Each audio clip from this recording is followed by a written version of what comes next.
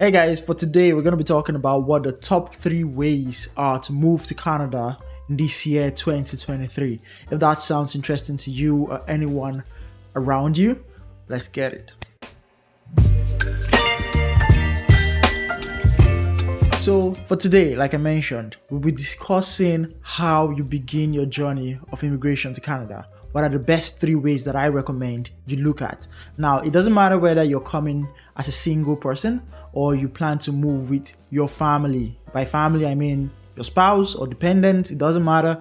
At the end of this video, I hope that you would have enough information to be able to process these things yourself, or even if you're working with an agent, you know enough about it such that you're not misled and you don't fall into the wrong hands.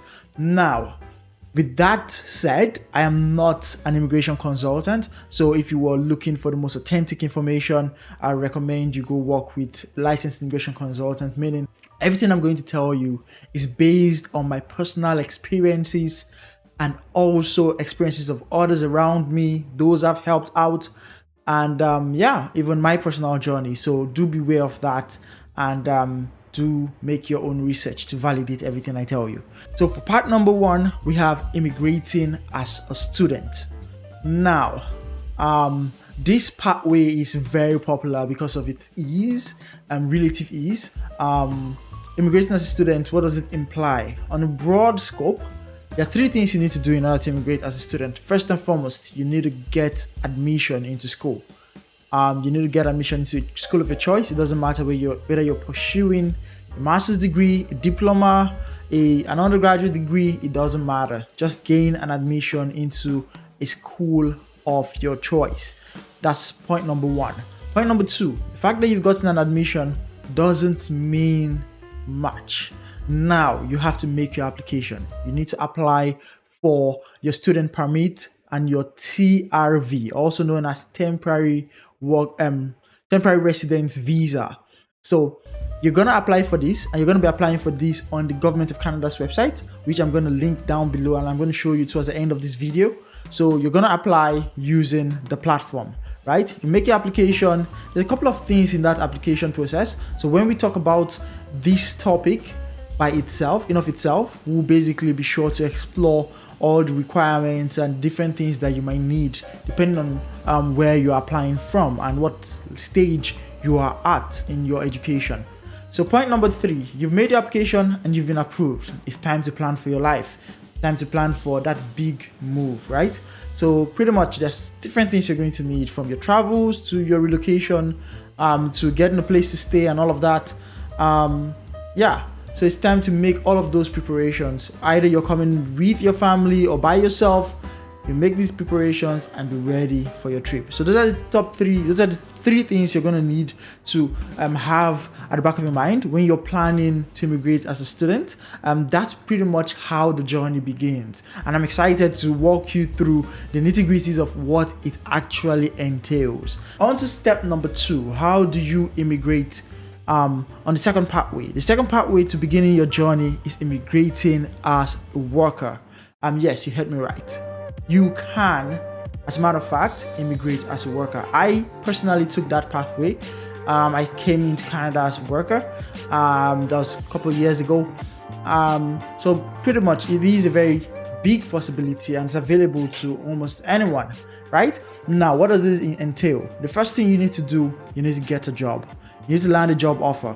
Now, this part is very important because getting a job is closely linked to step number 2. Step number 2 simply means you need to get yourself an LMIA or an LMIA exemption letter, meaning there are 2 broad categories of foreign workers that are being hired. There are organizations, not the foreign worker, the organizations that hire the foreign workers. So the organization hiring you might fall in the LMIA required group or the LMIA exempt group.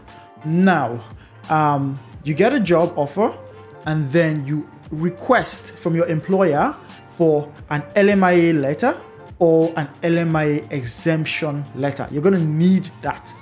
Either one, you need one letter that starts with the word LMIA, right? Once you get that, you got step number 1 and step number 2 covered. Now you move on to step number 3. Now this is usually the fastest among all the 3 different parts we'll be talking about today.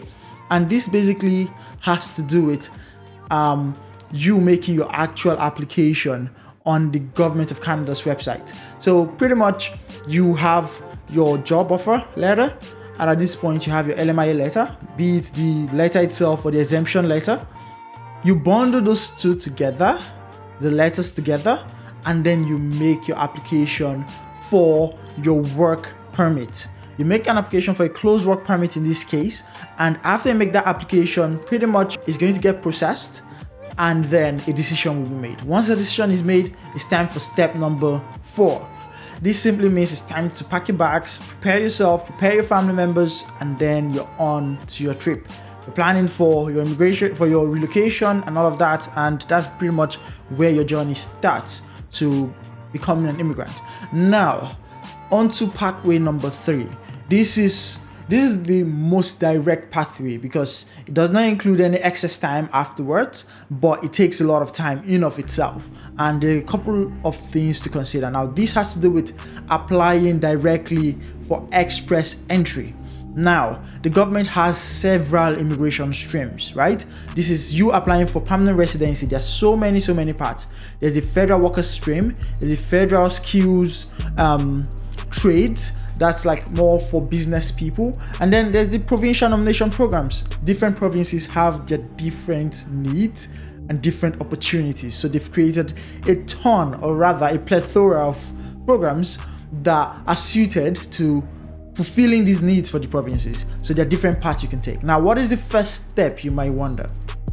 The first thing you're gonna do if you want to pursue this pathway is, first and foremost, you will need to go to the CRS Calculator website. And by CRS Calculator website, just to pull that up for you here, you go to your Google browser and just type CRS Calculator. You hit enter. The first link you see, it says comprehensive ranking system, and pretty much this is where your journey starts. So you select this calculator, go through the form, and you fill everything in this form.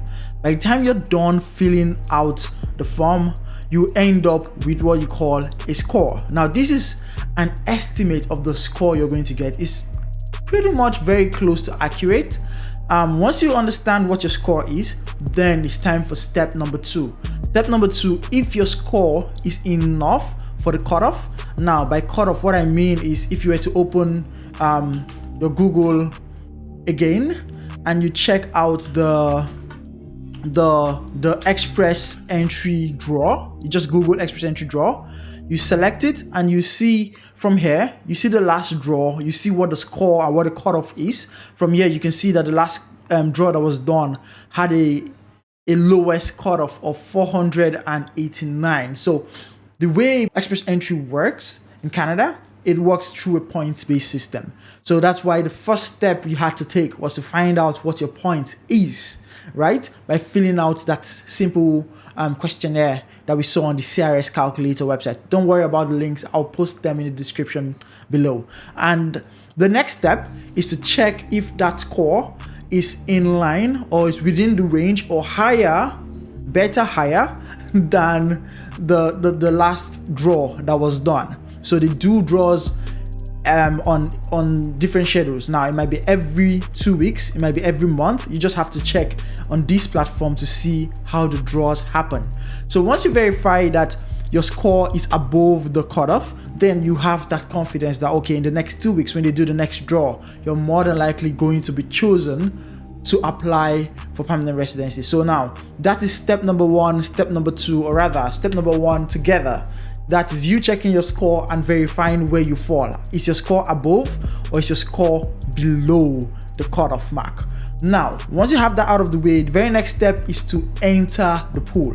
So you're going to go to the Government of Canada's website, and this website is the same website you're going to be using for the other 2 pathways we talked about. We talked about immigrating as a student, and we also talked about immigrating as a worker. Now, whatever it is you're doing, you are coming to this website. So you don't get yourself in any type of scam. this is the website. So you could Google it, just type canada.ca. CA simply because CA is the domain for the government of Canada. Pretty much the same way you have the .ng for Nigeria, .uk for the United Kingdom, the US. So just Google canada.ca. It's usually the first link you see. If you type canada.ca, if you type Canada.ca, pretty much the first link you see is the government of Canada's website. It says Canada, the official website of government. So yeah, just be aware of that and don't fall for anything shady. Now, upon coming to this website, this is where you're going to fill out your application. So you come in here, create a profile, and you do all of this fun stuff. We're going to explore in details exactly what these processes might entail. So do not worry about it. Slow down, cool your horses.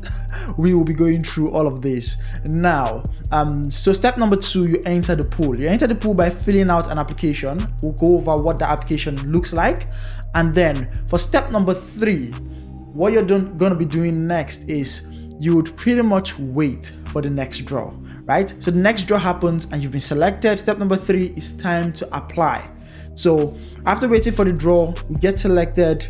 It's time to apply for your permanent residency, because now you just got what they call an ITA, right? I'm sure you've heard that word around. So you apply for permanent residency. Now you put out this application, put out everything that you need to put out, and you wait. After this has been processed by the government, you get a decision. Basically, it's approved or not, and you get the information. If it's approved, hooray, now you're done. So upon landing in Canada, you receive your confirmation of permanent residency, and that's where your journey then continues. So pretty much those are the 3 ways that we're going to be talking about in this series. The first one, immigrating as a student. Second one, immigrating as a worker. And third one, direct immigrating as a permanent resident. So thank you so much for watching. If you watched to this point, don't forget to like and subscribe if this helped you out. If you know anyone that will be interested in this content, or you are interested in learning more, do not forget to subscribe, so that way you are aware when I post a new video that might be helpful along this line. So with that out of the way, looking forward to the next video. We're going to be talking about immigrating as a student. How do you find admission? How do you do the different processes, and how do you even make a strong application, a compelling one? What are the tips? What are the tricks? What are the things you need to consider in order to be successful in this process? So it's been a pleasure speaking with you. Bye-bye. Take care till next time.